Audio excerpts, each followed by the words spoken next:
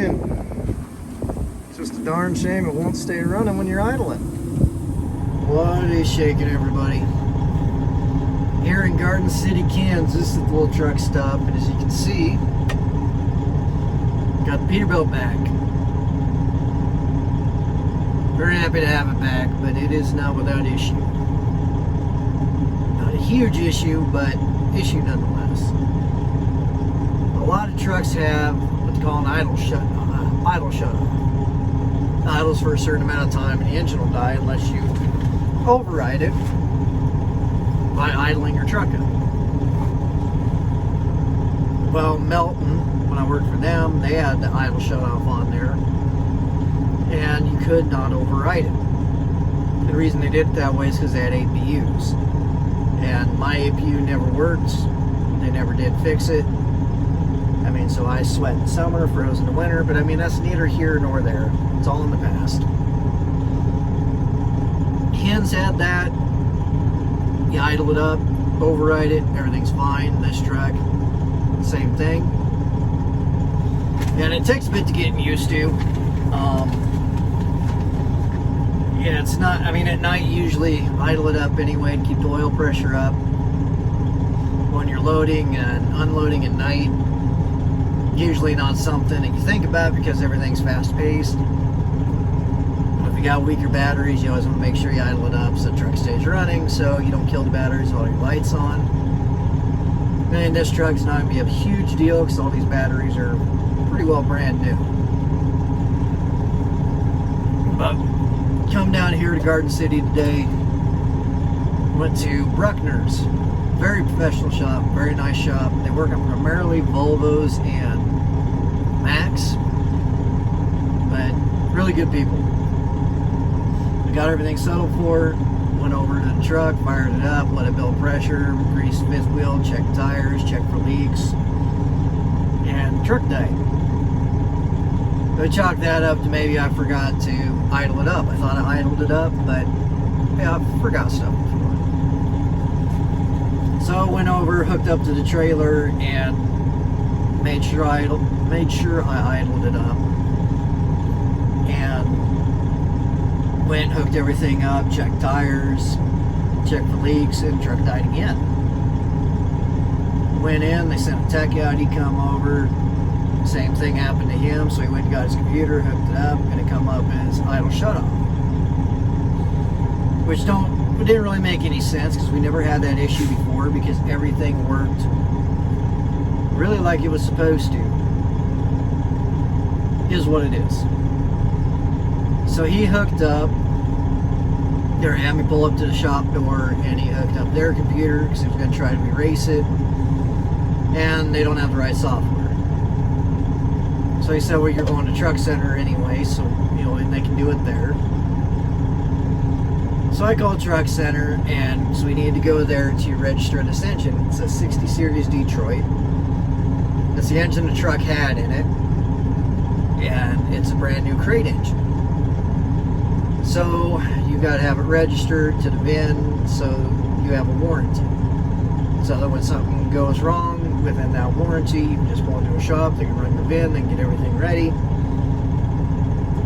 Well, that everything set up the Truck Center down in Dodge City, called them, and one dude didn't have a clue what I was asking. So I get a phone to a lady, and she said, well, they don't do that because I'm driving a Peterbilt. So, went back in, talked to the gal who gave me her card, so if you have any issues with them, let me know. Told her, so they tried to call and get a hold of the person they talked to, and everybody had gone. They don't stay late apparently over there, which is fine.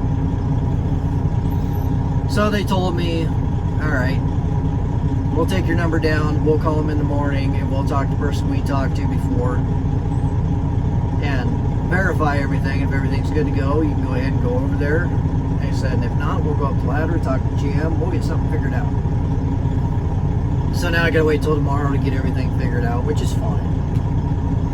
Get the idle shut off of here, and so that's gonna be fine. And just gotta make sure my cruise works when we do that. because they're kind of all tied into the same thing. So you use your crews to idle the truck up. We'll get that done, get everything registered, and then we'll figure out if we're loading down here in Kansas or Oklahoma or Texas, or we're going back up to Nebraska, or what we're doing. Not really going to worry about that too much. But as far as this truck goes, when everything went bad, we run the rockers through the cylinders and just tore up the camshaft and everything else. We got towed to Peterbilt in Garden City. They don't mess with Detroit's. They send over to another shop, said everything was going to be fine, and we're going to work on it, get everything ready to go. And I mean, this whole process took like 2 months total to today. So the other shop was there for like 2 weeks and called for an update, and I go, oh, we ain't started working on it yet. And they wanted so much information from the banker and from us, and it's like they wanted your great-great-great-great-great-granddad's birth certificate. I mean, it's exaggerating a little bit, but it's like, you know, it's kind of like what it was. So we got tipped off to these people here at Bruckner, whatever the name is. And they said, yeah, they sent over a tow truck, got the truck, sent over a truck, got the trailer, and got right into it. And then we had to wait on the banker to decide what he wanted to do, if he wanted to rebuild the engine or get a new one. The new one was only $6,000 more, and you get the big warranty. So that's what he did, got a brand new crate engine. So, once I got the crate engine in, everything worked out great. Got brand new AC components, so my AC works now. Got a 5-core radiator in it now, so it will not overheat. Got a new clutch. And it's going to be a pretty solid truck. Pretty solid truck. And it is so much more comfortable than that Freightliner. I'm happy that I had, you know, the chance to drive it. Glad it was there, but on the other end, I felt like I get hit by a train every time I drove it. And from my back to my shoulders, my ribs, my neck, my arms, everything, it just hurt. This truck is so much smoother riding, and it's an older truck, and it rides rough compared to some Peterbilts and other trucks, but I mean, compared to that Freightliner, it is great. So much more comfortable. So, it's very happy to have it back.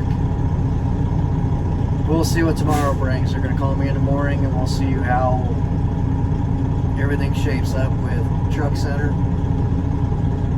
But as far as everything goes now, I can leave my tractor brakes released to pull my trailer brakes so I stay put, and the truck will still idle. I mean, I can't idle it up, but idle enough to run the air conditioner, which is nice. It's still fairly warm outside.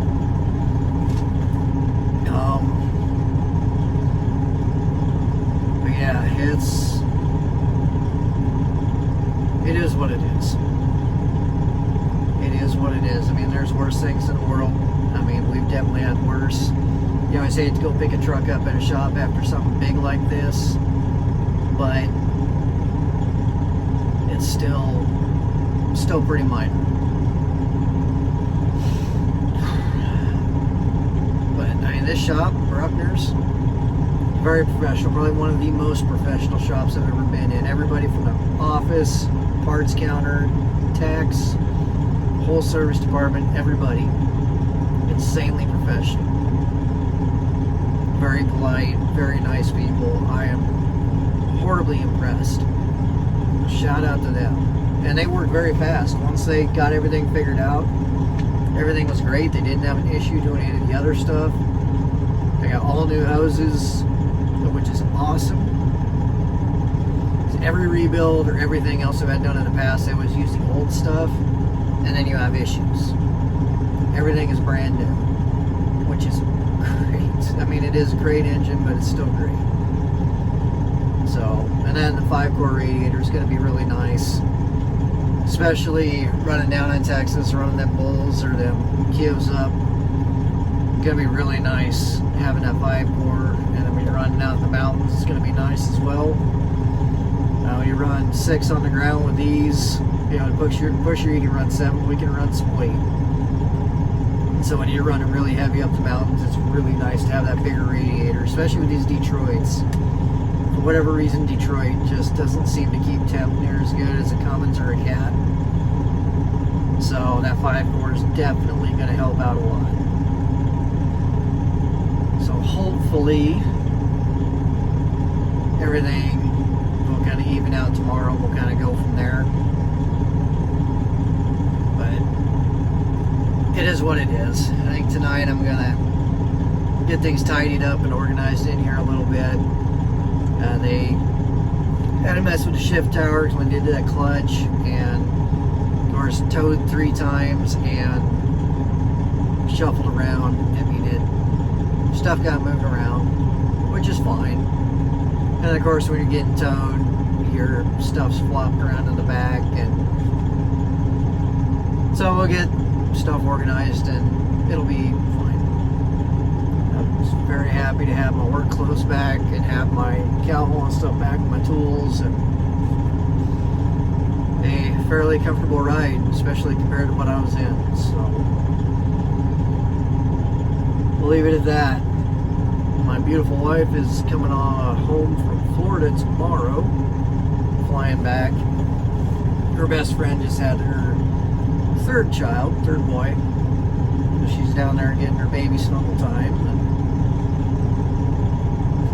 so it'll be nice to have her home whenever I get to go back. I mean, I'm not sure what this week's going to entail. I don't know what we're going to get out of here, if anything.